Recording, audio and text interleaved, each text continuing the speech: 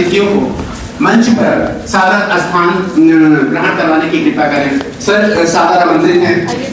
सबसे पहले मैं रिक्वेस्ट करूंगा, हमारे बीच में उपस्थित हैं डॉक्टर तनु मित्तल मैम। मैं चाहूंगा कि सर से कि मैडम को प्लीज लेकर मंच पर स्थान ग्रहण करवाने की कृपा करें। इसको वहाँ पे रख सकते हो, आवाज़ क्या आएगी। इसके बाद मैं रिक्वेस्ट करूंगा डॉक्टर करिश्मा भट्ट, राजनीति विज्ञान विभाग। मैडम कोई बात नहीं। फिर मैं रिक्वेस्ट करूंगा, हमारे बीच में उपस्थित है डॉक्टर गुलनाज मैम, समाजशास्त्र विभाग, राजकीय महाविद्यालय खत्तीपुर देहरादून से। मैडम स्वागत है आपका। अभी थोड़ी देर में हमारे गेस्ट, मैं एक बार क्लोज कर दो, क्लोज करूंगा कि हमारे बीच में उपस्थित हैं डॉक्टर बबीत पिहान सर, क्लोज कर दो, असिस्टेंट प्रोफेसर समाजशास्त्र विभाग, राजकीय महाविद्यालय जखोली। मैं जोरदार तालियों से स्वागत करूंगा। मैं निवेदन करूंगा संयोजक मैडम से और इस कार्यक्रम के अध्यक्ष प्राचार्य सर से कि आप भी प्लीज मंच पर स्थान ग्रहण देने की कृपा करें।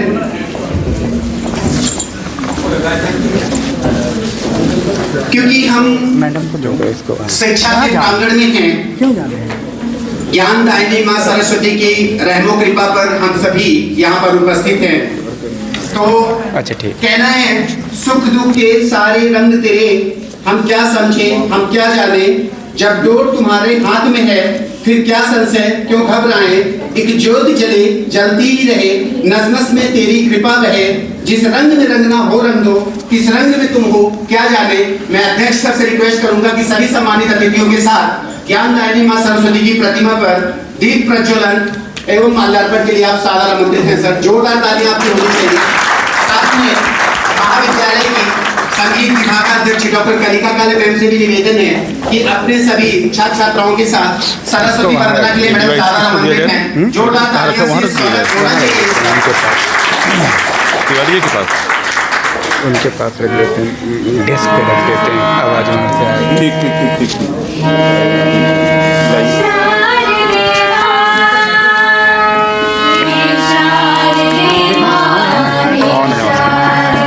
उनको बोल दिया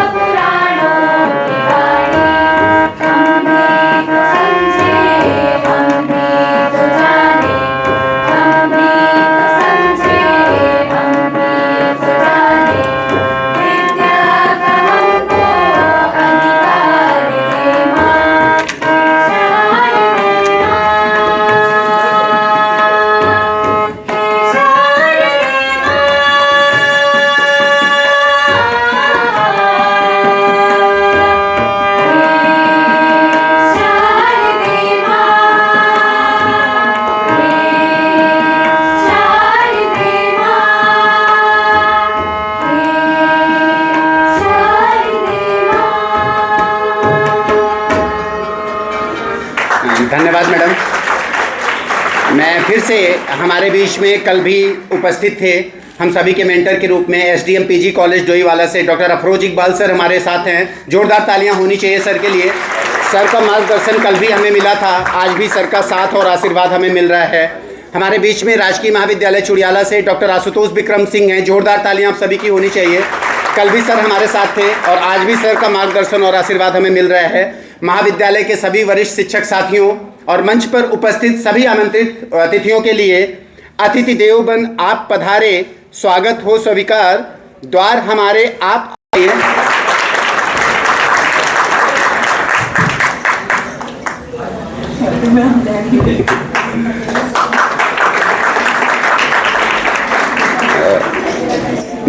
निवेदन करूंगा विभागाध्यक्ष अर्थशास्त्र विभाग डॉक्टर रचना वत्स और कार्यक्रम की संयोजिका डॉक्टर दीपा शर्मा मैम से कि हमारे बीच में उपस्थित हैं डॉक्टर गुलनाज मैम, उनको भी पौधा भेंट करके फैसिलिटेट करें। जोरदार तालियां हम सभी की होनी चाहिए। संयोजक मैडम भी ज्वाइन करेंगे साथ में।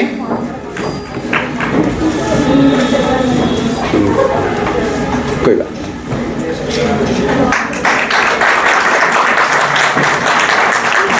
मैं एक बार पुनः निवेदन करूंगा इस सत्र के अध्यक्ष और हमारे महाविद्यालय परिवार के मुखिया प्राचार्य डॉक्टर तीर्थ प्रकाश सर से कि हमारे बीच में उपस्थित हैं डॉक्टर बबीर बिहान सर जखोली से, और आप उनको पौधा भेंट करके उनको फैसिलिटेट करें। जोरदार तालियां आप सभी की होनी चाहिए।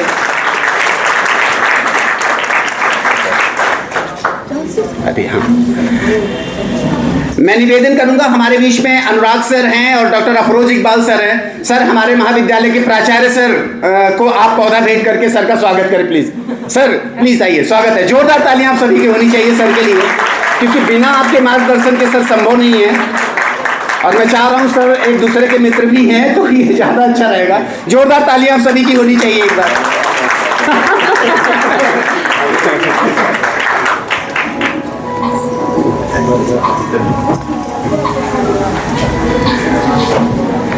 धन्यवाद सर।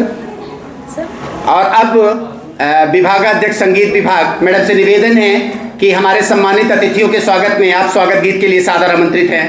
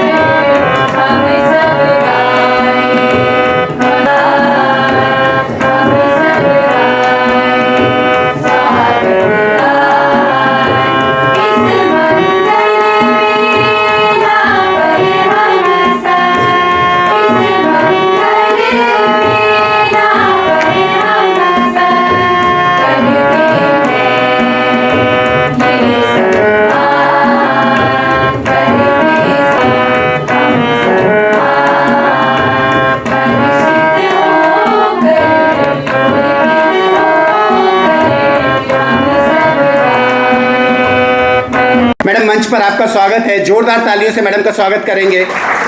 और मैं चाहूंगा कि हमारे इस महाविद्यालय की महत्वपूर्ण कड़ी पुस्तकालय अध्यक्षा शर्मिष्ठा सैनी मैम और कार्यालय अध्यक्षा गीता जोशी मैम, आप दोनों को सादर निवेदन है कि हमारे इस कार्यक्रम के मुख्य वक्ता डॉक्टर कल्पना भट्ट मैम को पौधा भेंट करके फैसिलिटेट करें। Madam please.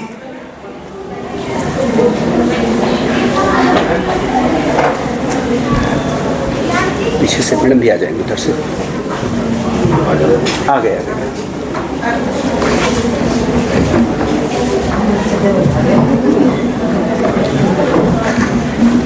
आप सभी की जोरदार तालियां होनी चाहिए।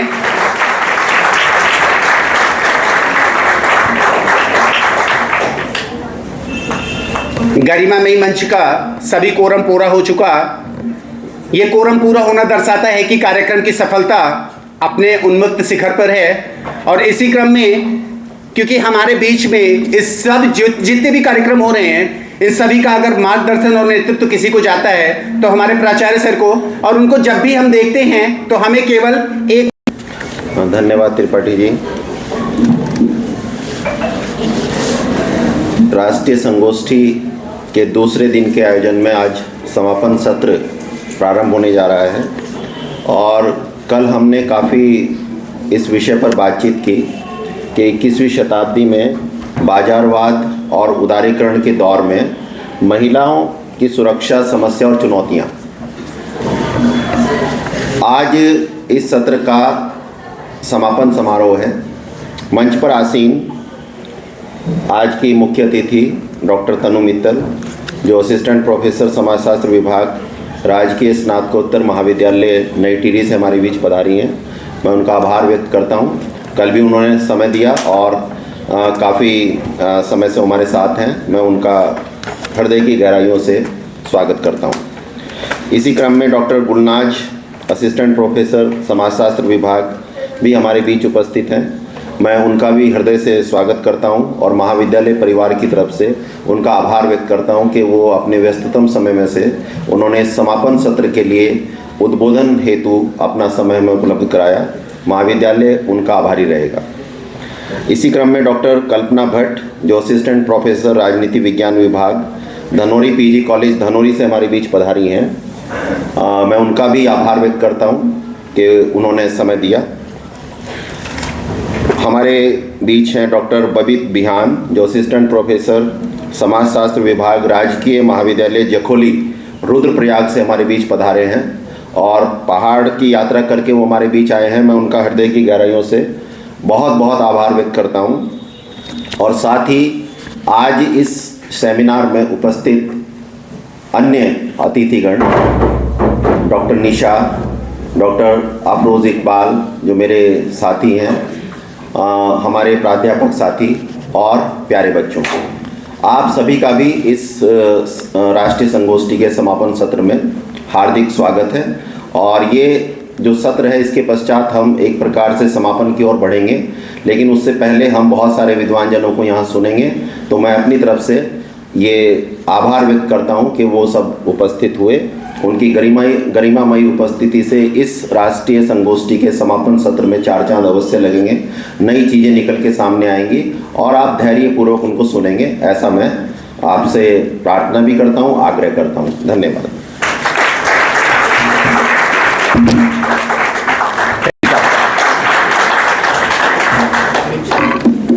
Thank you Tripathi ji. जैसा कि आप सभी जानते हैं कि हमारे यहाँ पर राजकीय महाविद्यालय में 2 दिवसीय सेमिनार 2 दिन से कंटिन्यू चल रहा है, जो ICSSR से संपोषित है। तो उसी संगोष्ठी में समापन सत्र में मैं आप सभी का स्वागत, वंदन और अभिनंदन करती हूँ। और जो आपके यहाँ पर कल संगोष्ठी हुई थी, उसकी रिपोर्ट आपके सामने मैं प्रस्तुत करना चाहती हूँ।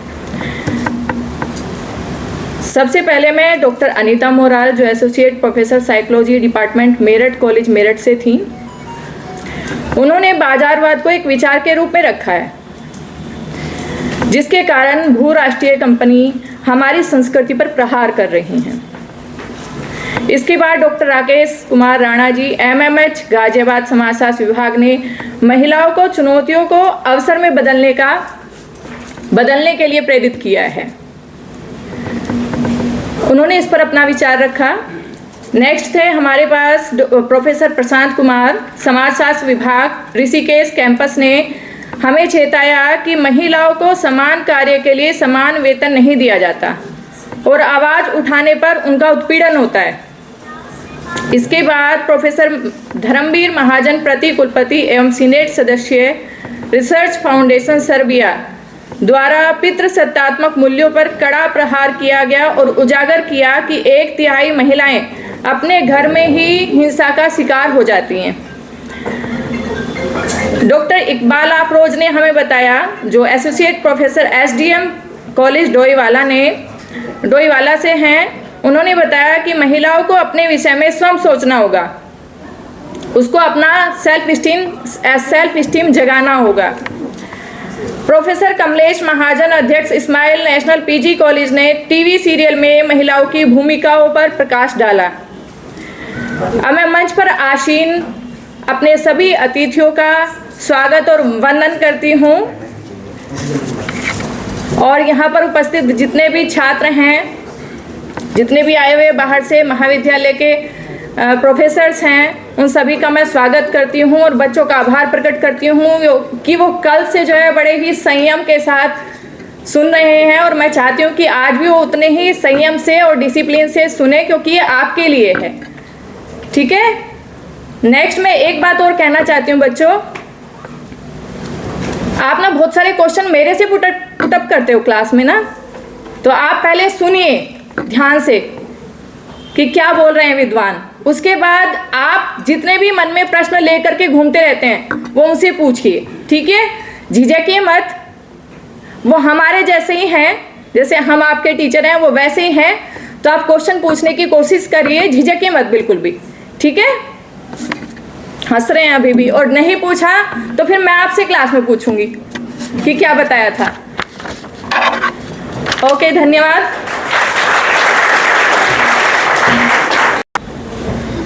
Thank you very much sir.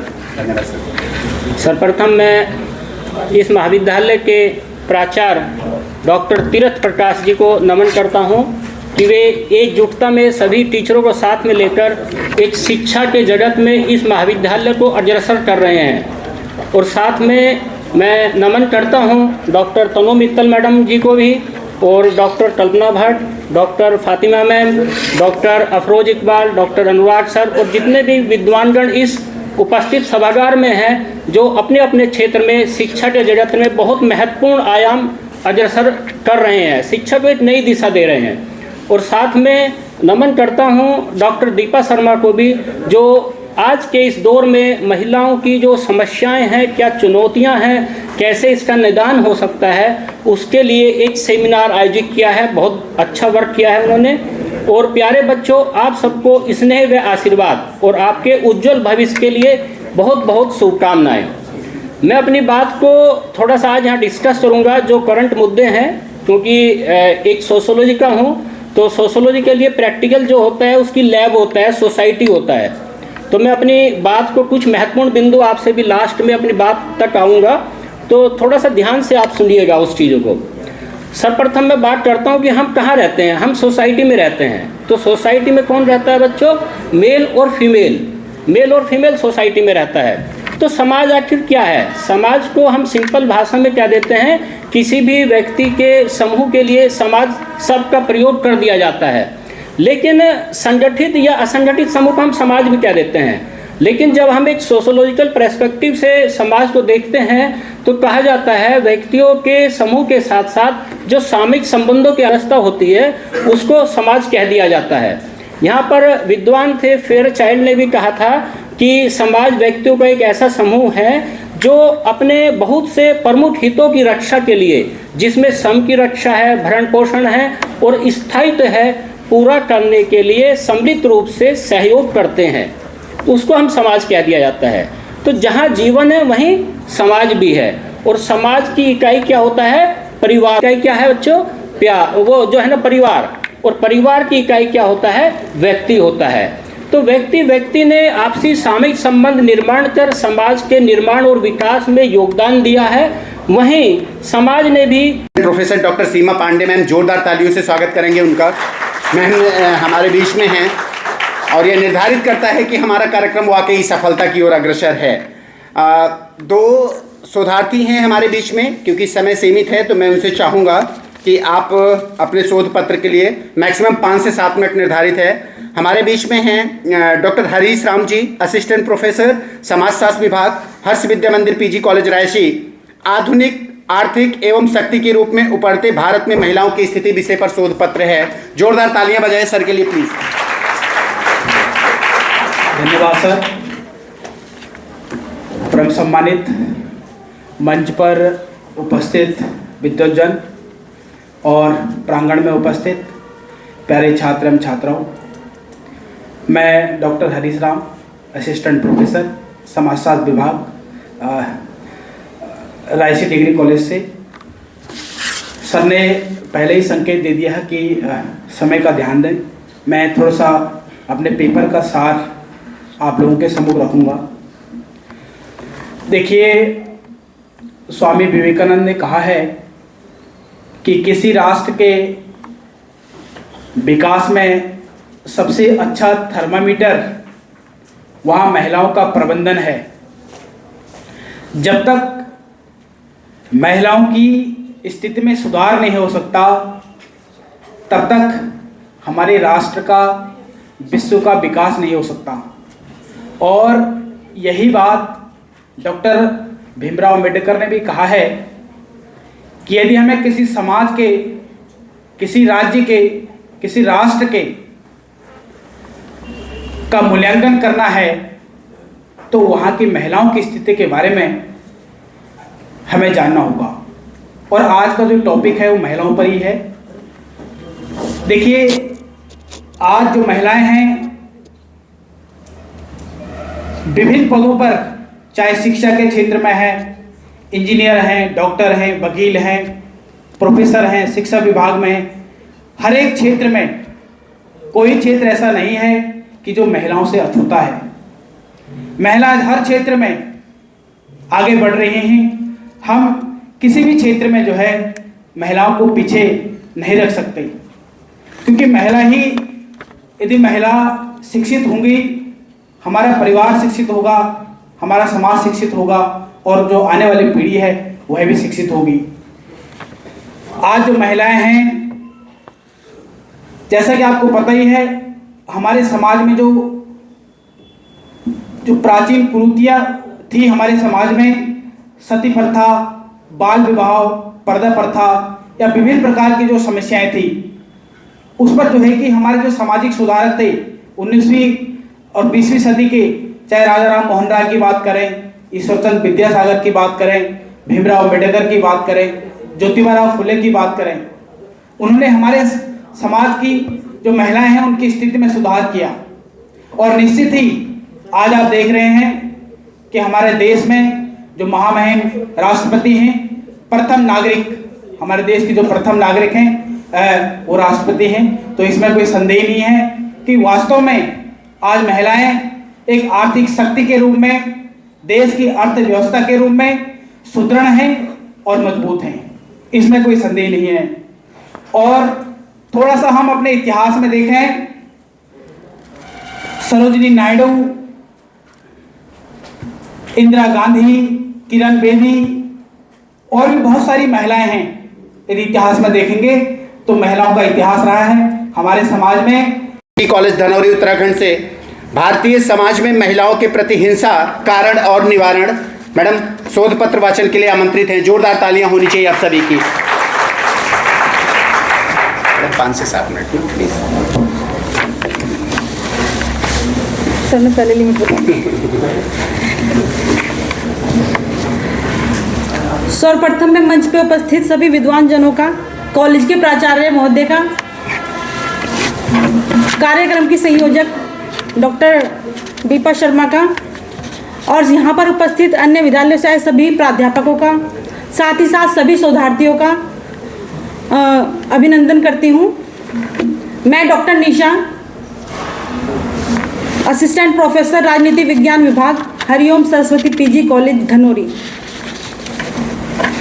मेरे जो पेपर का विषय है वो है भारतीय समाज में महिलाओं के प्रति हिंसा, कारण और निवारण। भारतीय समाज में महिलाओं के प्रति हिंसा की जड़ें उस सामाजिक ऐतिहासिक पृष्ठभूमि से खोजी जानी आवश्यक है जिसमें हम सदियों से जी रहे हैं। हमारे समाज में सामाजिक ऐतिहासिक पृष्ठभूमि ही ऐसी बनी रही है कि पुरुष महिलाओं के साथ प्रारंभ से ही गुलामों की तरह व्यवहार करता आया है। यह स्थिति इसलिए उत्पन्न हुई है कि शुरू से ही पुरुष ने महिलाओं को सभी प्रकार के अधिकारों व शक्तियों से वंचित रखा है, जिससे उनकी स्थिति दयनीय हो गई है। अनादिकाल से महिलाओं को तरह तरह के अपमानजनक व्यवहारों, दुखों और परेशानियों से उत्पीड़ित किया जाता रहा है। महिलाओं के लिए सार्वजनिक, राजनीतिक, सामाजिक अथवा आर्थिक जीवन में न्यूनतम भागीदारी की ही स्थितियां रखी गई हैं। नतीजा यह रहा है कि महिलाएं हर क्षेत्र में पिछड़ती चली गई और हिंसा का शिकार होती रही। दहेज प्रथा आज सामाजिक कलंक की तरह भयावह कुरीति का रूप ले चुकी है। पारिवारिक संस्कार, वाद विवाद की स्थिति निर्मित होने पर वर पक्ष के समक्ष सदैव अत्यधिक आदर सम्मान प्रदर्शित करने एवं स्वयं को उनके समक्ष नगण्य व अत्यंत दीनहीन मानने की मानसिकता, पति और पति के पक्ष के परिवारजनों की आज्ञा एवं आदेश को, चाहे वह उचित हो अथवा अनुचित हो, निर्देशन में अपना शोध कार्य गतिमान रख रही हैं। इस समय हमारे बीच में हैं मदरवुड विश्वविद्यालय से रेखा रमोला जी। इनका टॉपिक है कार्यशील महिलाओं में सामाजिक रुझानों के प्रति जागरूकता। मैडम, आप अपने शोध पत्र वाचन के लिए आमंत्रित हैं। जोरदार तालियों से स्वागत करेंगे आप मैडम का। बीइंग अ लिमिट है ना, मेरा तो बहुत छोटा। हाँ प्लीज प्लीज कोई नहीं।